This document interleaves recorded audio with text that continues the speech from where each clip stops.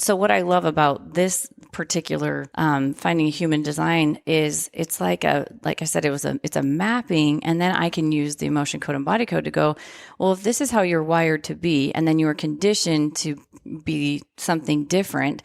Like for you, you're a manifesting generator, so you are wired to kind of adjust on the fly and like maybe and start different things and find more efficient ways to do things. You weren't created to be put in a system and perfect it and stick with it until, but if society tells us you stick to a task till the task sticks to you and you're a quitter, if you don't finish it, then if you aren't interested anymore and you're finding that it's draining for you, but you're wired to find something else or maybe find more efficient ways to do it, then you're in conflict.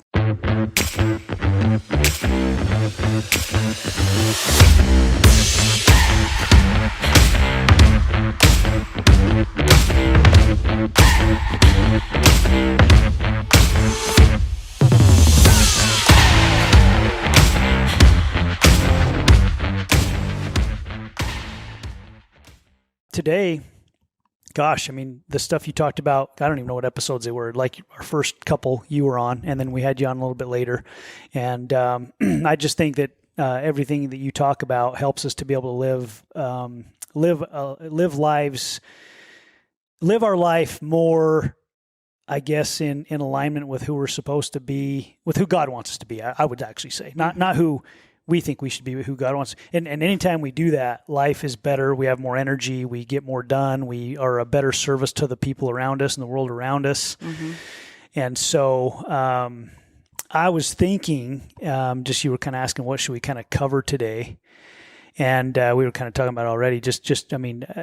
Maybe we could talk about, the difference between masculine and feminine energies. We could talk about being a generator versus what are some of the other ones? A manifesting generator. Projector. What those mean, why it's important we understand who we are, maybe understand who our kids are, and maybe how we can find that out. Because if we can, I think God created all of us individually, in His image, but individually, to have our own different gifts and strengths. Yeah, that's biblical, right? Yeah. We all have, and the gifts are lined out in the Bible too. Exactly. Yeah. And if we live up to those gifts or live according to or in alignment with those gifts, that's what we were blessed with those gifts to be able to, I think, share those gifts with the world. Yeah. Become fruitful. Yeah, it's parable of talents, right? Yep. There you go. God gave us a gift, and it's important to use it and make the world a better place with it. Otherwise, we just never feel great. Yeah. And my wife the other day said something that she heard that, like our bodies are like a test, but she said the test is the body, meaning, our it's too deep for me, bro. You break that down. You think about this: we have our spirits and we have our bodies, right? And if we live according to our spirits, then our bodies will be great. But if we try to live according to what our bodies want to do all the time, like give in to the natural man, life doesn't go as well. Yeah. So I think the trick is always not giving into the natural man, because that's maybe easier to do. Yeah. I guess it depends what state you're in. If you're in your spiritual state, define easy. Yeah, more comfortable in the short term creates uncomfort. Or discomfort long term. Whatever we give attention to. If we give attention to the carnal body, and we give that, then that's what we go towards. If we pay attention to the spiritual, anyway. Yeah, that's a lot to talk about. But I know you say that, and I'm like, we could go anywhere, really. But really, I mean, I think that we're here to overcome the physical world spiritually and to learn how to utilize these physical bodies and to create. But I just think that, these tools that we use to try to identify, our optimal alignment, they're just tools, right? And so it's really about getting into that state of coherence and intuition to be in alignment with the creative source, which is God. God, creator, universe, whatever people's interpretation is of that. Yeah. Mm-hmm. But when we're in alignment with that, that's when we're the best versions of ourselves, and we can be fruitful. And when we're trying to be fruitful out of alignment, it causes a great deal of frustration. And then we, we're very limited. And then, spiritually, we're more susceptible to that opposing force, the adversary, or however people, identify that, because we're in a depleted state rather than a renewing state. So all these tools are just kind of to bring awareness. And that's what I think is we're just in that time and whatever the evolution of the planet and humanity to be more in that state of awareness rather than survival. Yeah. And the body is for survival, and awareness is more that creativity and, using our higher cognitive functions and using the spirit to command the body rather than just serving the body for survival. Yeah. So the more we learn about these things, the more we go, okay, this is how I was wired to be based on, like for instance, what we were going to talk about today was the human design. And it's kind of this snapshot of, it's almost like an energy mapping of how you're wired to be. So if you were wired, they kind of compare it to vehicles. If you were a Jeep wasn't created the same as a Tesla. So if you're expecting a Tesla to perform like a Jeep for, the rugged terrain, you're going to be extremely frustrated, where the Tesla might have, it's created to do something different, to work in shorter spurts, but more smoothly or more technologically advanced or whatever. And so when you start to understand, oh, I'm a generator, so I'm a builder and a worker of society.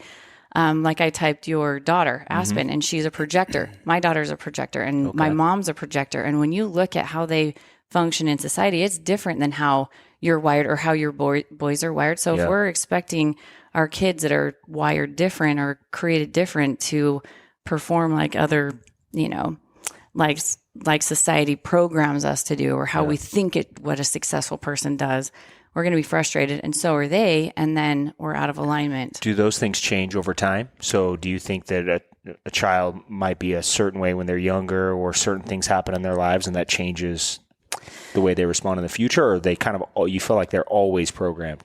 So what I think, and kind of the theory of the human design, is that you're wired a certain way, and then we're conditioned to perform or to act or to, So God created us with these gifts when we were born, and then whether or not we use those gifts is up to us based on conditioning in our lives.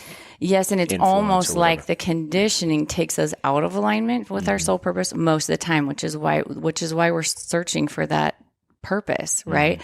Because you were created a certain way. Your soul already knows that. Your soul already knows what it's here to do. But then we're born into our family units, the parents that raise us, our religions, even the state, city you were born in. If you were born in China, you're going to be conditioned different socially than, if you were born in America. So it's almost like a deconditioning. Yeah. So you can develop skills. And then even when you're living a life of conditioning outside of how you were maybe wired to be, those are still useful. It's still useful. Yeah. But you just learn more efficient ways to operate. Like, okay, how do I digest information? How do I digest food? How do I learn? How do I love? How do I teach? Yeah. And when you start to understand those kinds of things and go, okay, when I look at this map energetically and these things are connected, these two areas are connected, no wonder why I show up this way and this is a priority for me. But I was conditioned in my family to, this is what successful people do, or this is, what I'm supposed to do. And it just doesn't line up, and then we're frustrated. So in the past, we've taken these personality tests, like we called it STAR, structured, technical, action-oriented, or relational. Are those similar to what you're talking about? Is that where those come from? It is a typing like that, but it is so much more expansive and extensive because it takes into consideration, it goes off of your date of birth and your location. So with that, it's going to be more like a little bit of astrology incorporated into it.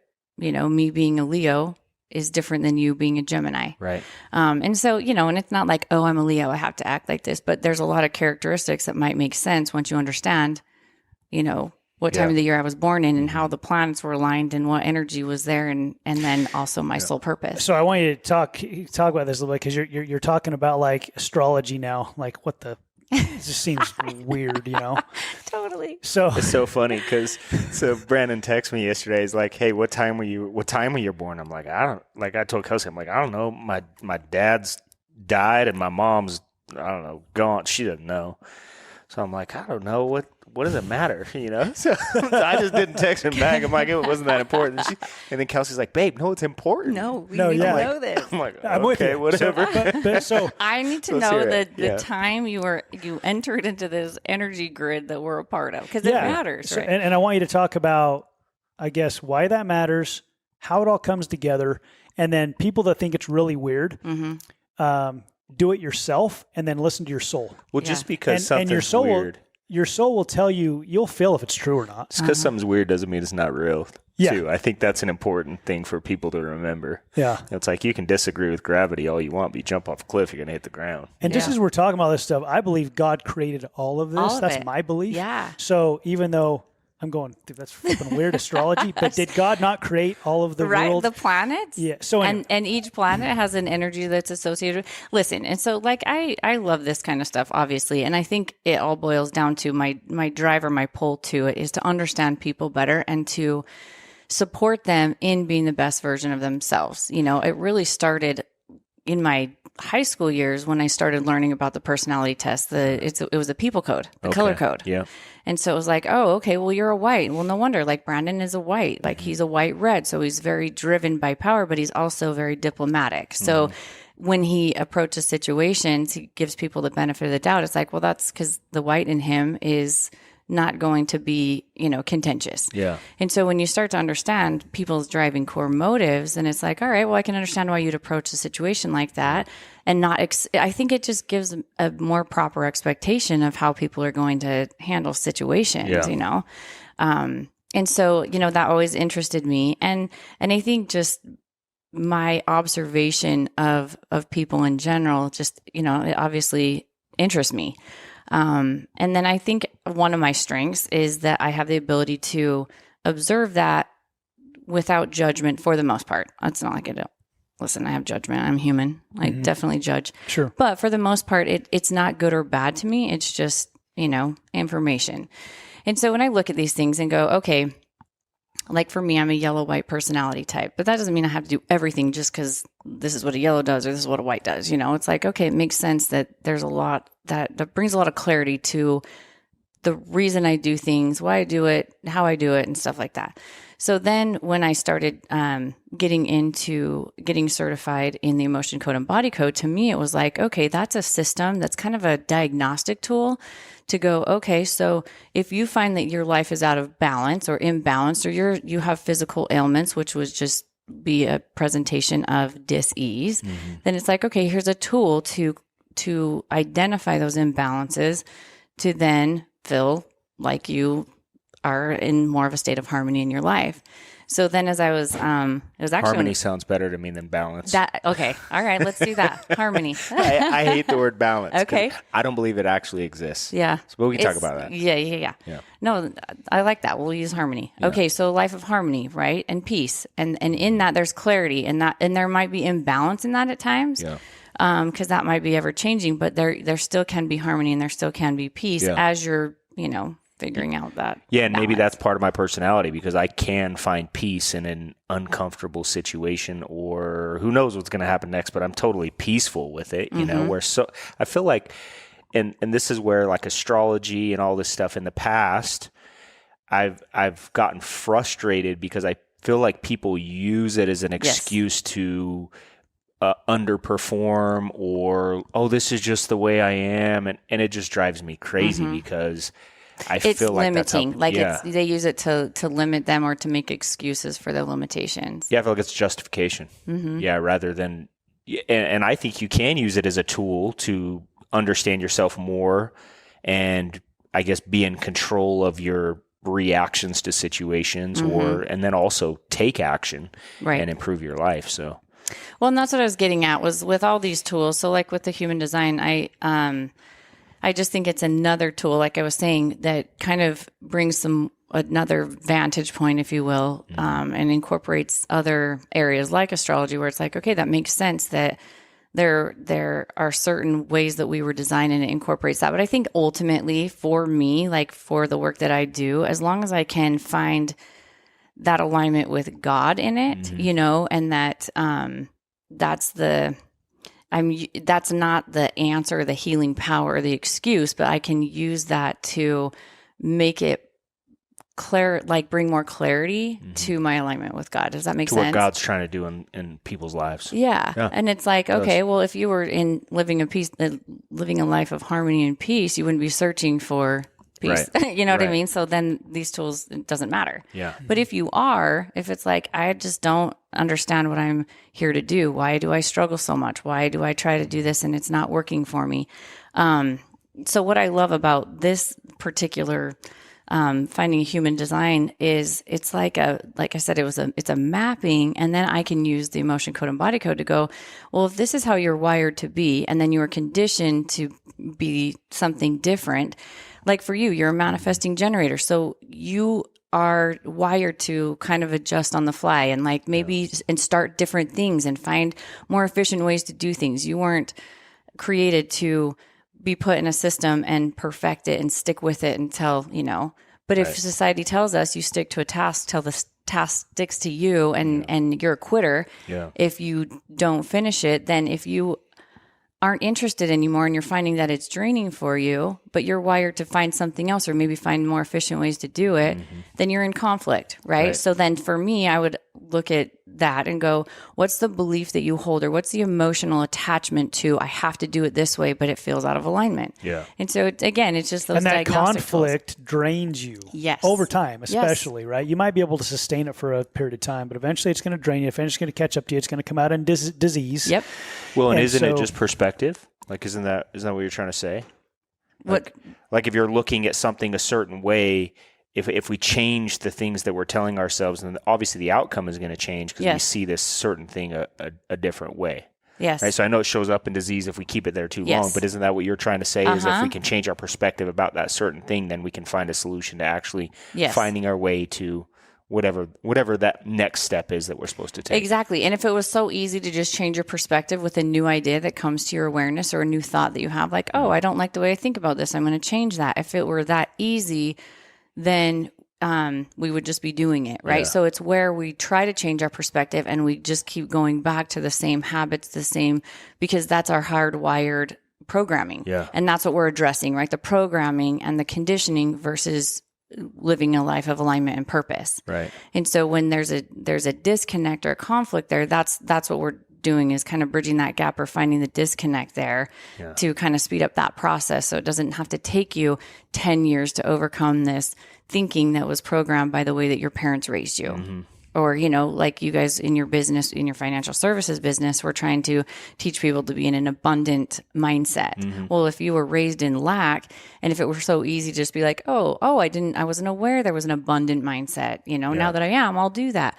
But there is a belief and an emotion attached to that is stored in the body that is subconscious. And so as you're trying to consciously create a new life, the subconscious is trying to keep the status quo or live out the belief. Right. And because the subconscious mind is running 95 to 99% of the time, your behavior matches the belief. So you're acting by the belief. Right. So when the belief is out of alignment with your purpose, that's what we're identifying. Yeah. So it's like, let me give you a snapshot. You can see what fits or not. And that's kind of how I like to approach this work anyway. It's like, this doesn't have to be true, but a lot of times it seems like it resonates. So I think it's important that you define what a generator is, what a manifestor is, what a projector is. I think we should talk about that. Like, define those. What are all those things? And then so we can go, so people can go, oh, I wonder what I am. Yeah. Mm-hmm. And then when they know what they are, then they can get their lives in congruency. Is that a word? Yeah. With those, with whatever they are, because we may have a tendency because of our conditioning to I may be a generator, but I may be performing as a manifester, and I'm out of alignment with myself, and it's not as efficient. Right. Right. Yeah, So- you can do it. Yeah. Right. Yeah. And there's lessons in it. There's purpose in it. You can find God in it, but you might be super drained. Yeah. And not be fulfilled. So in the human design, there's 5 types. There's a manifester. There's a generator. There's a manifesting generator, which is kind of a hybrid. There's a projector and a reflector. So the manifestors are like our buddy Blake over here that's running the show. Hello, Blake. What's up, Blake? Hello, everybody. He was my first manifester, actually, that I came across when I typed him. And I was like, okay, they're the initiators of society. They come up with the ideas. The generators are more, and where it's identified is in the sacral chakra or sacral energy center. It's like the motor to finish the job, right? So the generators are the builders of society. So it's like we've got to have someone initiate, we've got to have someone follow the plan through. The manifesting generators are kind of a hybrid. So I'm a manifesting generator also. So we can both start the projects or come up with the ideas, and we can see them through if it lights our soul on fire. We're literally here to live by our excitement and share that with humanity. And you have felt that in your life. Oh, yeah, you know, for sure. when it's like, I'm excited about this, and people are like, I don't know what you're doing, but I want in on it. Right. Yep. And Brandon is a generator. So it's like, give him a system that's already been initiated and he can perfect it. Yeah. Which is why he was so efficient as a builder in Primerica, because that's literally what he's here to do, is to build and master that skill. Yeah. Then you've got the projectors who they're kind of like the project managers. And it's just interesting as I have learned more about this and learned more about people and the types that they are.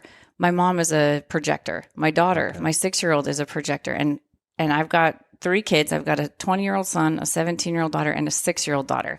And my 6-year-old daughter, granted, she's from a different marriage, so different dad, but I'm like, she is so different. These are all 3 my kids, because my 2 older are manifesting generators too. Okay. And so there's just a likeness to the way that we approach things. And then she just is so different, but she is a projector. She doesn't have the motor to finish things. She can be intense, but she tires quickly. She absorbs energy around her. Like, and just because of the work that I do, I'm aware of kind of how, you know, people identify themselves as like, I'm an empath, you know, but really she is absorbing the energy around her, and it drains her because she's helping, and they're kind of the managers of the energy grid, if you will. And your daughter is actually one of them. So we'll talk about that. Doesn't surprise me. Yeah. But it's like, to expect them to function in society as an initiator or a builder, you'd be extremely frustrated. Yeah. And they really are, they see things from almost like a bird's eye view, an elevated position, but they can come across as like bossy and kind of like managers. And so teaching them how to honor their perspective and how they operate in the world is going to be key, because they can end up being really frustrated, almost like shut down by society, because they're not the workers, but they are like the QC. So they're telling people how to do things more efficiently, but they're not doing the work. So it's like, don't boss me around. You're not the one that's doing the work, but that's literally their job. Yeah. And then the reflectors, their aura is literally open. They have no defined energy centers, and they are here to take in our energy and reflect that back to us. They're our mirrors.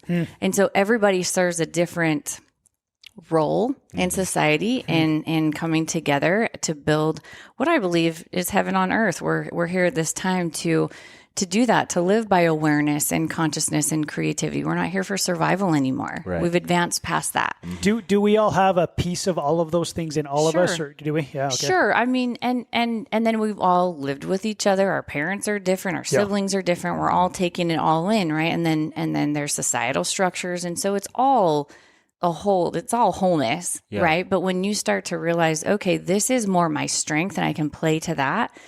And then it's like, okay, now that we know that, like for Brandon, you know, we talked about this a couple months ago, where it's like, okay, if you know your type, you know, there's your strategy and authority. So it's like, this is my type. Okay, so I'm a generator. His strategy is to wait to respond, meaning he is not an initiator. So if he's trying to come up with the ideas, it's going to be draining for him. Yeah. What he is going to do is wait to respond to some type of stimulus in his call to action. Exactly. And he doesn't have to sit around and wait. It can be, he could see something on the mountainside while he's hunting, and it triggers an idea, and he's going to respond to that. Yeah. And then if he acts by his authority, which his authority is emotional, where yours is sacral, you're going to get a gut response, and it's going to feel right in your gut. It's almost like you're moving toward it viscerally. Okay. For him, he's got emotional authority. So it's like, I'm going to fill this out. I'm going to sleep on it and see how I feel about it. I might be excited about it right now, but as I kind of let my emotions run their course, I'm going to see how it feels and see if it sits right. Yeah. And when we start to operate more in alignment with how we were, our energy was created, you know, and then our strategy and authority,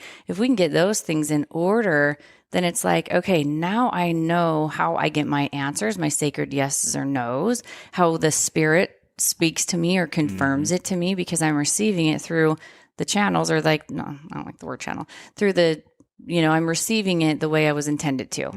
And so when, we go to church growing up or we watch our family members, our parents, and we're like, well, if that's how you receive answers, this is what I'm told. This isn't how it works for me. Yeah. Am I broken?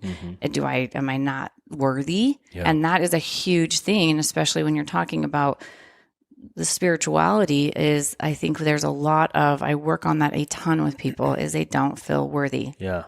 And if your parents are one way, it does not mean you could be completely opposite, Totally. different. It doesn't have anything to do with what your parents are or aren't. Yeah, it's not like genetic, Yeah. like physically genetic. That's It's interesting. however you were created. It doesn't really even matter. Which I was, could go into that as well. I believe a lot of our genetics has to do with the way we think about things as well. Yeah. Lifestyles and patterns and yeah.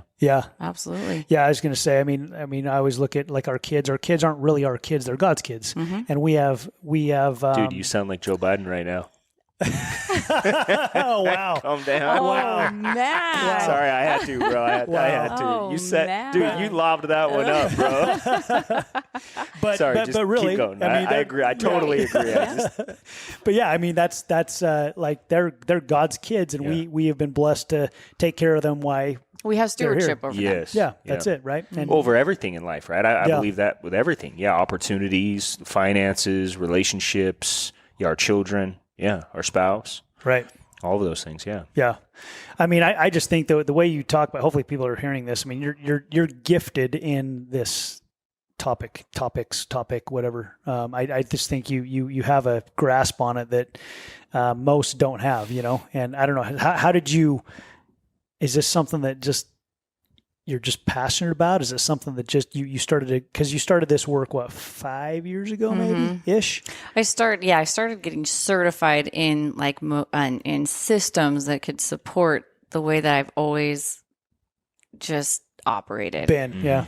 And really, I mean, the more I learn and the more that comes to me, and now I trust that, and so like the human design came after. It was like, I think part of it is I'm always searching for more. And I just let it come as it does. And then this, presents itself and I'm like, that fits right now, know, and that brings more. Again, it's like, I now have a structure to utilize the other skills that I developed in, to be like, okay, so we're not just looking for random imbalances with the emotion code and body code of like why you don't like how your life is going right now. Maybe it's a belief or an emotion you've been struggling with, but it's like, all right, well, here's your specific design. And now I can use that as kind of a guide to go, all right, now let's look at what's actually in balance, not your interpretation of it or what, you think is imbalanced, but maybe it isn't. Maybe it's just your strength that's,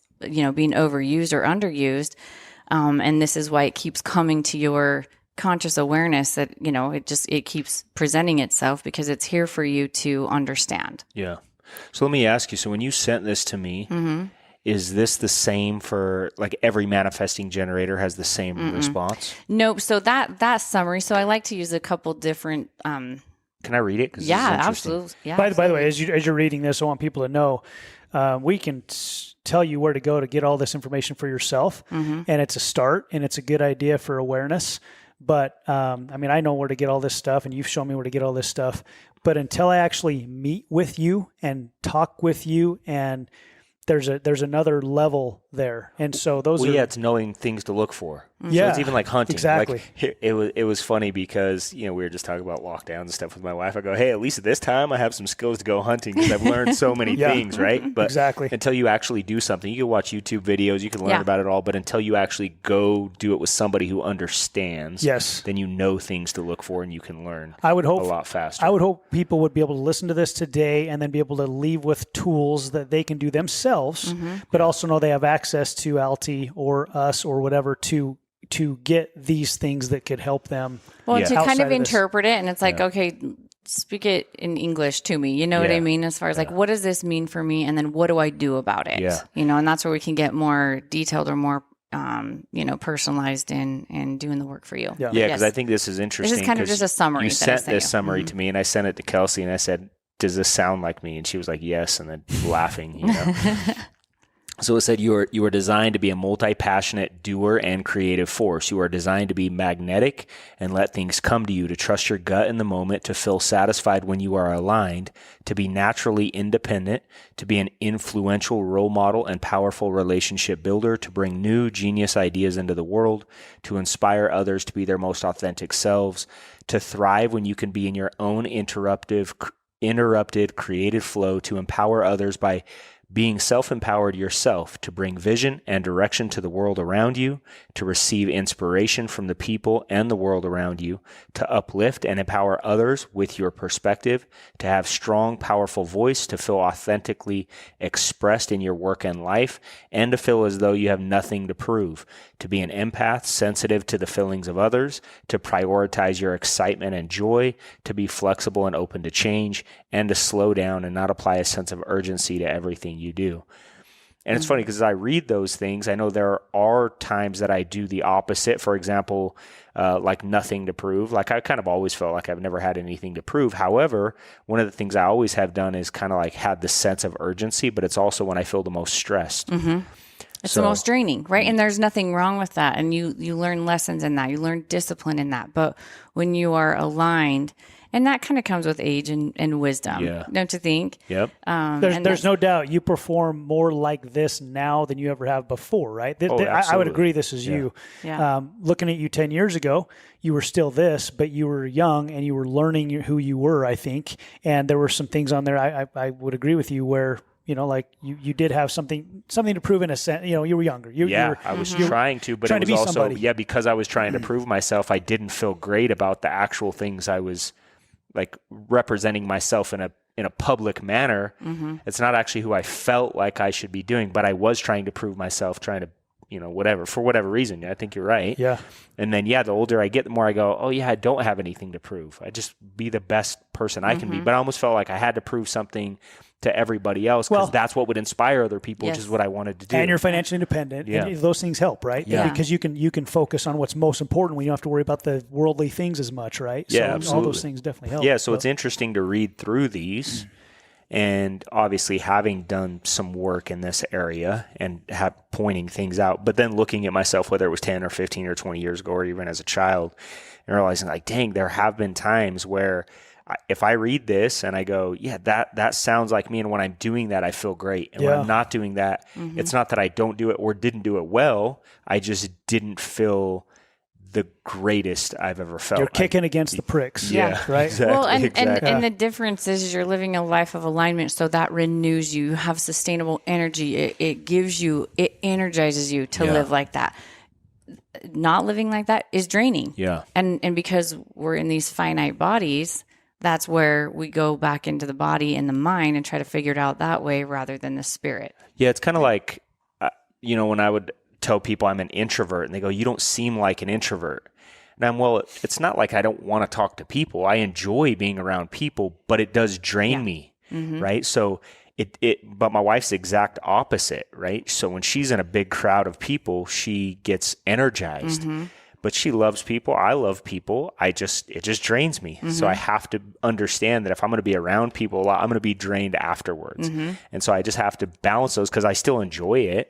It just doesn't give me energy. Yeah. So it's kind of this balance. And again, we're in the state of awareness, or we're in the time of awareness. So being aware of that, then you can work with it. Yeah. And you've got enough experience to know that it has been draining for you. And it's like the same excitement I used to get when I was a kid, knowing there was a party, is the same excitement I experience now when I know a party's canceled. Yeah. You're like, that's so funny.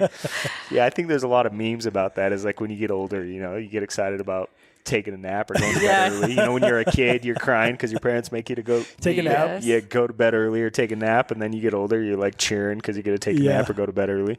So true. It's funny how perspectives change, right? And that's why I asked you earlier. It's like, do our perspectives change, or not our perspectives, but do we change? But I think really what it is our perspective. We gain more wisdom, we gain more knowledge, we get more information about how we feel, and we pay more attention to that. I think as a kid, I don't know. I think sometimes if like I think about my kids now, my kids are homeschooled and So they kind of do whatever the heck they want, you know? And so they really do get to live that life where when I was a kid, I had to follow this like specific routine and show up to school a certain time, get home from school.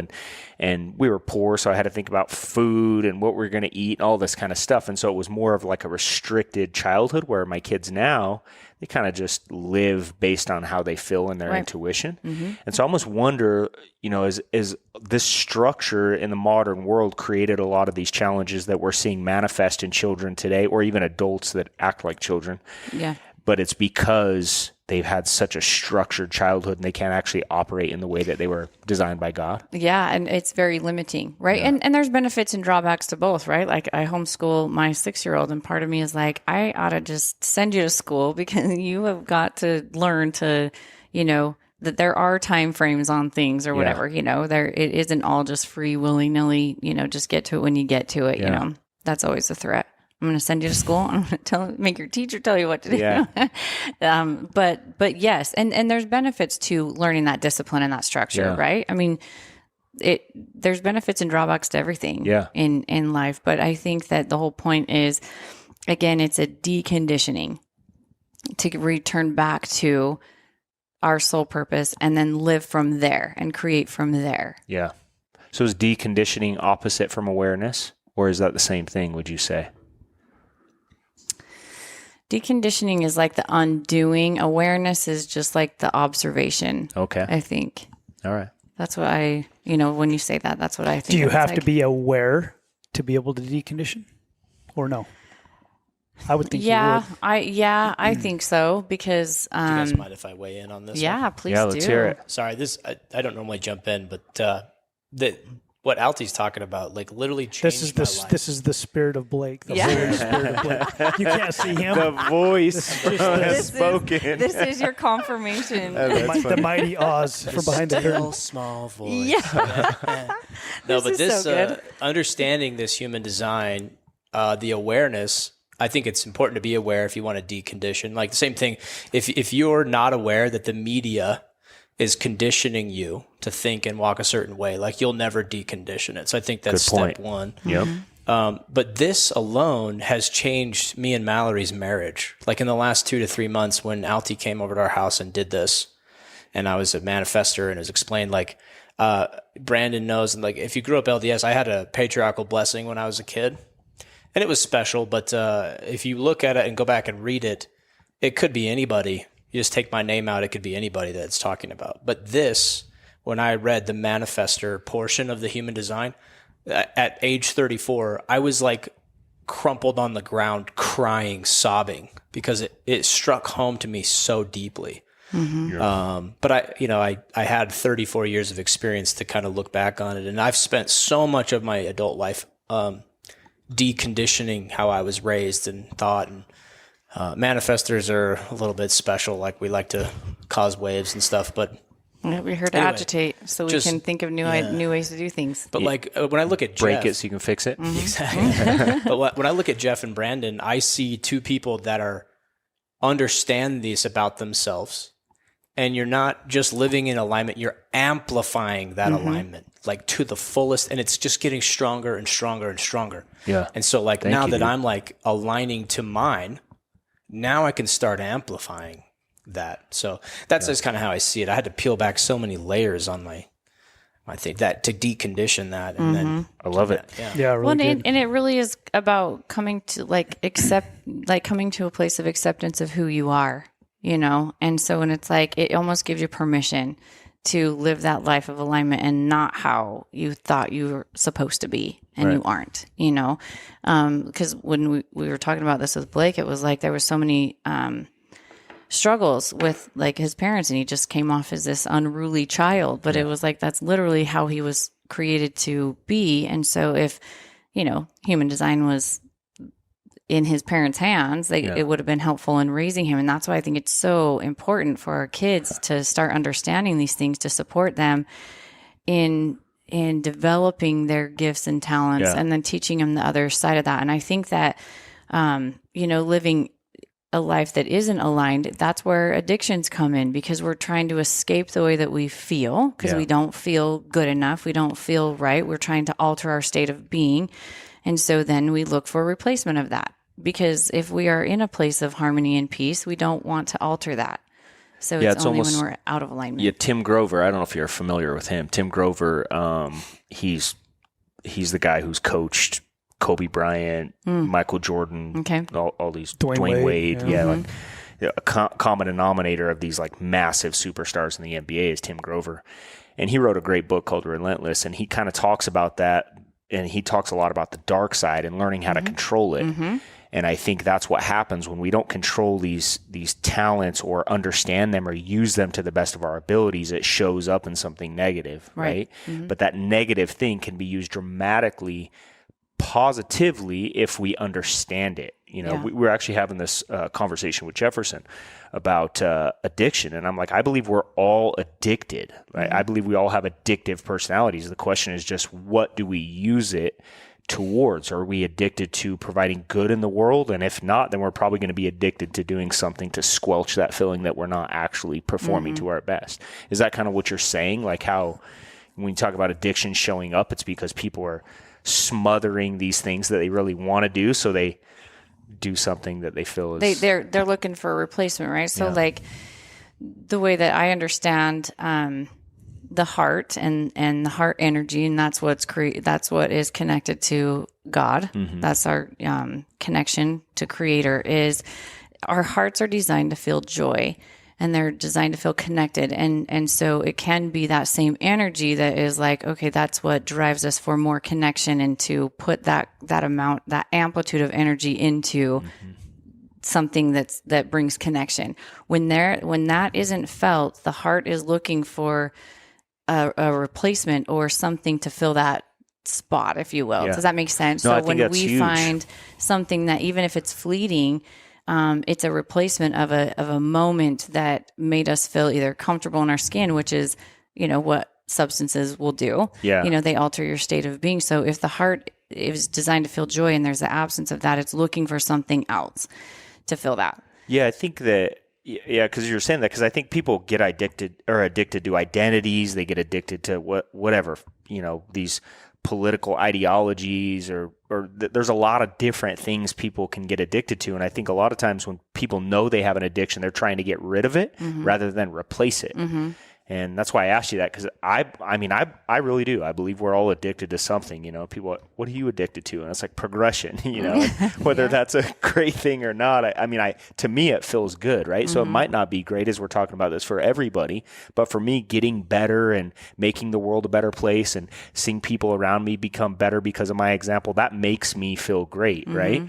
And so if I didn't do those things, Lord knows what I would be doing. You'd be looking for a replacement. Yeah. And substances or those kinds of things that create that dopamine hit that you're looking for. That's where those things come in. They're just more harmful, to maybe your health, or maybe just destructive to your relationships or whatever. Yeah, well, it's funny you say that, because last night I was talking to Kelsey's dad about this hunt we just went on, and we hiked in a long ways, and it was hard, and there was a lot of weight and all this kind of stuff, and we weren't successful. We were a little too early in the season, and he goes, "But did you have fun?" And I'm like, "I did." And Kelsey's like, "It doesn't sound like fun at all." That sounds like, terrible. Yeah, but that's when you get there and you go through those hard things, and then like late at night you're sitting around the fire and you see the stars, and we're all looking at the Milky Way, and there's nobody for miles, and you get there and you're like, man, all those hard things we did to get here, or the next morning, and it's just a beautiful sunrise, and we're watching the sun come up, and there's rivers on both sides of us, and there's not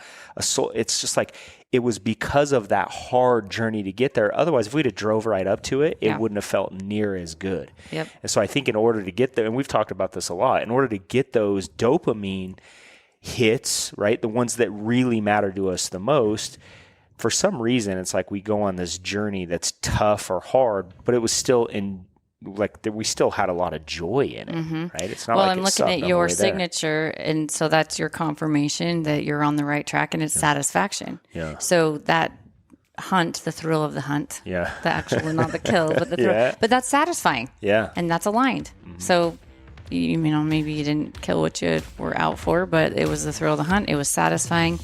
All is well. Yeah. Harmony. It was awesome. Yeah, I had a great time.